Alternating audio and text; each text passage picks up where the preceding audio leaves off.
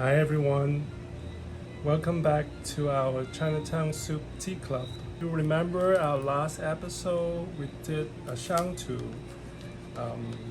single origins in a way, Jingmai Mountain's Shou Puerh.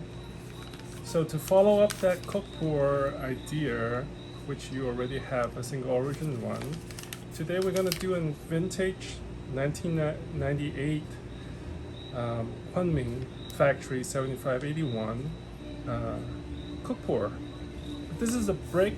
You can see that this is much more compressed, and in the previous videos for sound tea at moonrise, I served this tea for our guests that night as the final one, because if people are worried about caffeine level, this will be the best choice because it's been aged. So this is some bricks loose already. I want you to kind of experience what is a large factory's Shou Puerh or Shou Puerh difference than a single origins like a Jingmai Mountain one, as a comparison. So the history of 7581 as a recipe is a very fascinating one, and I always like to follow the history, understand the history of what our tea is. And if you already know that, Shou Puerh, Shou Puerh is basically kind of finished developing in the early 1970s. It started earlier than that.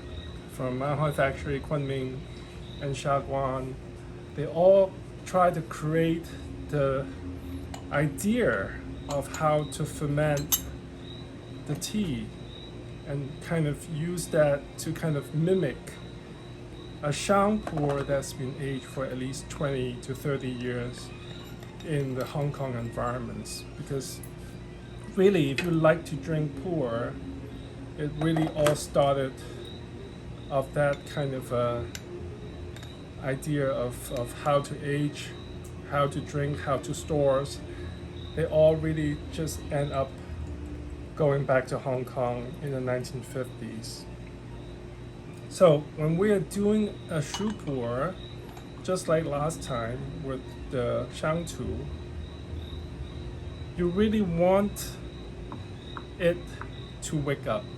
So it's important that we're waking up the tea because it's over more than 27 years of aging.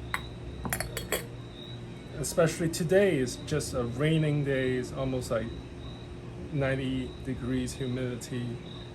You want the tea to fully absorb the environments, the climax that you are actually breaking up to drink. And you want it to kind of soak it up as much water as possible so you can kind of look into the leaf. You want to give them back the livelihood of it. So there is dry leaf in here, but it's already been primed. When you smell it, it should have a medicinal flavor of a 26 years old puer. It's kind of starting to turn into a medicine, a traditional Chinese medicine taste.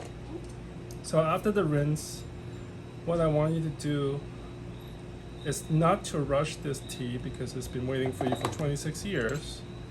So there's no reason to rush it.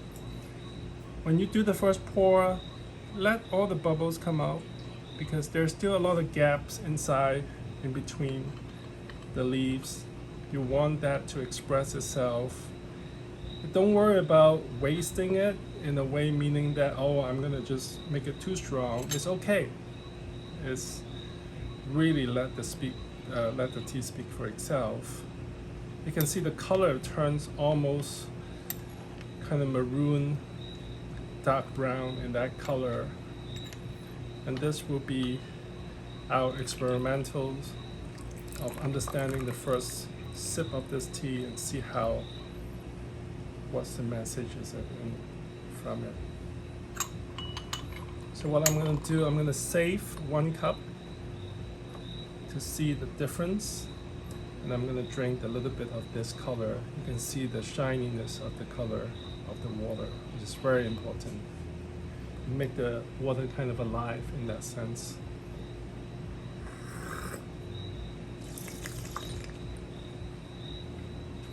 The thickness of it is important.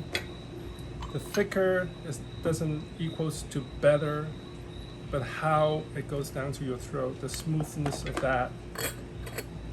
And do play with the, if you have a chance and you still have some left over, use the Shou Puerh that we had before for multiple years to kind of do a comparison with it. So this will be our second brew of tea. I'm gonna pass that into there. And I'm probably going to consider this my first brew. Shou Puerh, there's a lot of structures, there's a lot of ideas of how to brew it. A lot of people rinse it twice before it even start to drink it. It depends on how clean the storage is, of course. I tend to, for cleaner tea, I tend to just, brew it once. So you can see the color between the two, the first and the seconds, right? You can see the mist coming out from the surface of the tea. Quite a different on the color. And because of that, I'm gonna let the air goes in a little bit further. Just open up your lid for that.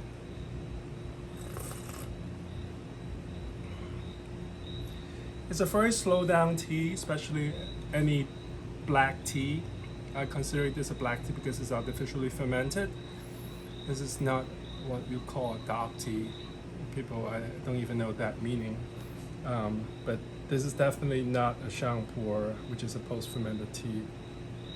But let it sit with you a little bit.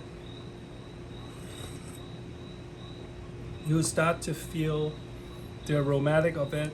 If you had to describe it, you can say jujube dates, a little bit of citrus peel, aged citrus peel, which is a common terms to it. A lot of bamboos, a lot of wood, sweet wood flavors, darker woods, cedars, and a lot of energy to it. It kind of coats your whole throat and warm you up from your stomach and up on that. So it's a very, very comfortable tea. The 7582, people say that it's called the people's cook tea or people's Shou Puerh, or they call it reminiscent Shu Cha, since this is really one of the really first successful recipe of a cook tea that developed in early 1970s,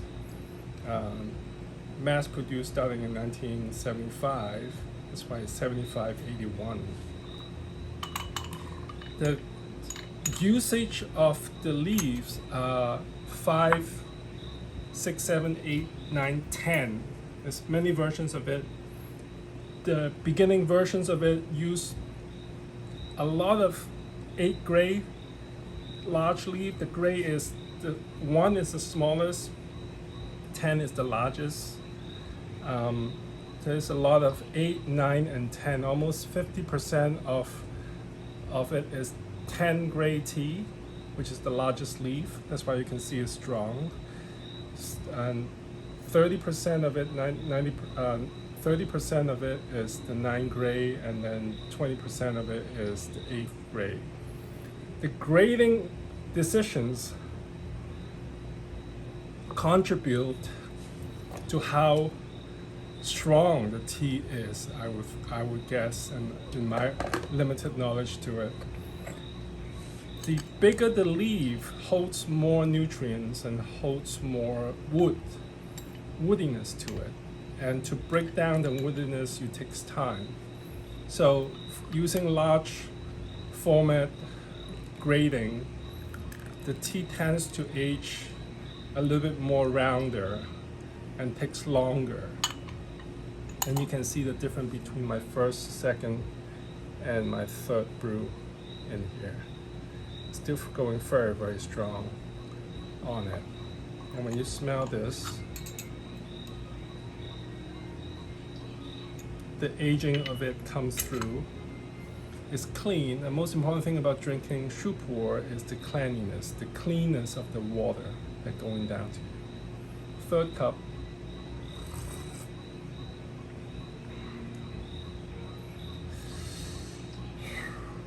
Very clearing. I'm going to pour my third back into creating my fourth, which is already lower temperature in there. There's a lot of different directions of people say, don't do this, don't do that. But if you don't do it, then how would you know? So if I double, we call this a double brewing because I'm adding my third into my fourth. Would that add more flavor to it? Of course, you're adding more water extractions to the leaf, so you create more substance coming out from it. You can see how dark this is at this point. At this point, use your guide to kind of press into the tea leaf. Feel the structure of the tea leaf, how hard it is, how soft it is, how malleable it is. Does it change? Is it still in bricks? Does it all loosen up? All these things matters when you drink tea because that's all you're doing is to be in the moment with the tea. Okay? So take your time on this. Really smell the lid. I think I taught you guys about this is if the lid still hold a lot of flavor, aromatic goes up, cover into the guy, and if still hold a lot of aromatic, that means that there's still a lot of substance in there, that your brew is less aromatic. But if you can't really smell a lot of things in here, that means that it transfers into your cup. So make a decision on, okay, I want, I don't want so much aromatic, I want a little bit of it, then you can judge it by your lid, the extractions of that in comparison.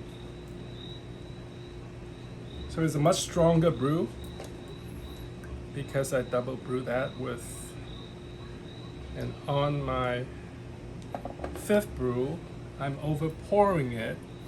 The reason why to open pouring is I want a little bit more cycle of water going down in there.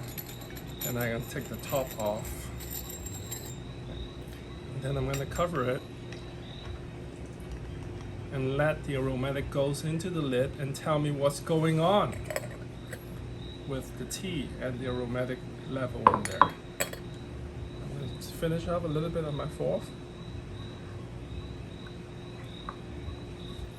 When you're drinking by yourself, your extra cup is always good to see where the previous history is. I'm pouring out my fifth. You can see the color is still pretty going strong, but it starts to clear up a little bit more, as you can see. Okay. And with that overflowing, you're adding more energy because it's hotter. You can feel it. And the hotter extract more of the substance of the tea coming out.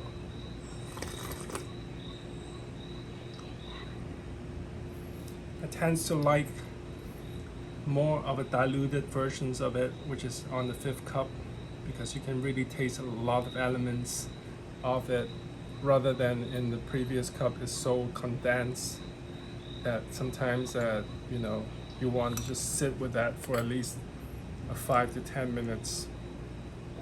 But while we're doing the videos, I can't just wait and enjoy it without saying anything. So I'm gonna express this more onto our fifth brew.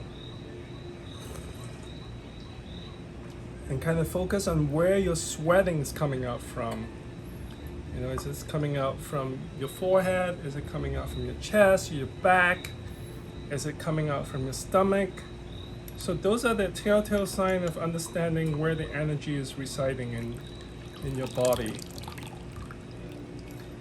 And it's playful because when you look in this on my sixth brew, my sixth brew is even darker than my first brew. All right, so this is one of those ideas that let the tea express itself. I have a light one before, so now I can have a very strong one. to pair on my 6.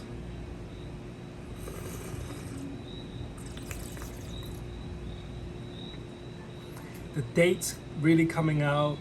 There's a touch of ginseng root vegetables in there.